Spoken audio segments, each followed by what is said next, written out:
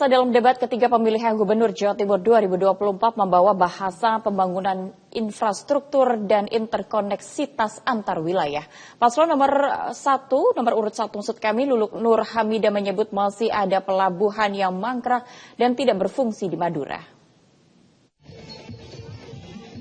Pada debat ketiga pemilihan Gubernur Jawa Timur atau Pilgub Jatim, Paslon nomor urut 1 Luluk Nur Hamidah dan Lukmanul Hakim menyampaikan gagasannya ketika ditanya oleh paslon lain nomor urut 3 Tri Risma Harini. Ketika ditanya bagaimana cara mengatasi konektivitas antar wilayah di Jawa Timur yang memiliki berbagai kondisi geografis. Luluk menanggapi pertanyaan ini dengan menekankan bahwa konsep pembangunan Jawa Timur harus memperhatikan keragaman geografis, baik daratan maupun kepulauan. Menurutnya, konektivitas antar wilayah harus disesuaikan dengan daya dukung infrastruktur masing-masing kabupaten, contohnya Pulau Madura. Yang pertama, kita harus memiliki kesadaran bahwa Jawa Timur itu emang bukan hanya wilayah daratan, tetapi juga wilayah laut dan juga maritim. Oleh karena itu, bahwa konsep pembangunan di Jawa Timur harus memperhatikan daya dukung infrastruktur dan juga konektivitas antara wilayah kabupaten yang memang sangat berbeda.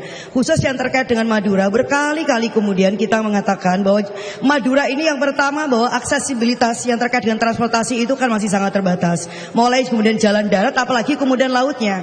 Makanya saya kemudian pernah dapat cerita Ibu bahwa ada di sana itu pelabuhan yang konon dibangun oleh gubernur, tetapi ternyata kapalnya nggak ada. Maka karena itu kita akan memastikan ada pelabuhan, ada kapal, ada rumah sakit, ada puskesmas, ada kemudian ambulan air.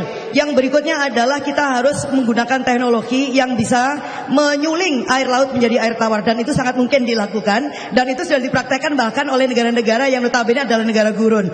That will be happen, dan yang namanya Madura pasti akan bahagia. Yang berikutnya adalah memastikan adanya KRL. Tadi sudah disampaikan oleh calon wakil gubernur saya atau wakil gubernur saya. Karena apa? Karena kita ingin membangkitkan seluruh potensi ekonomi yang ada di Madura dengan cara apa? Membangun infrastruktur yang terintegrasi sehingga ekosistem ekonomi kemudian itu bisa dibangun. Begitu juga di tempat-tempat yang lain. Dirinya menyentil dan menyebut jika di Madura masih ada pelabuhan buatan gubernur sebelumnya yang masih mangkrak karena tidak ada kapal. Pihaknya memastikan dalam kepemimpinannya akan terfasilitasi mulai dari adanya kapal, fasilitas kesehatan, hingga ambulan air.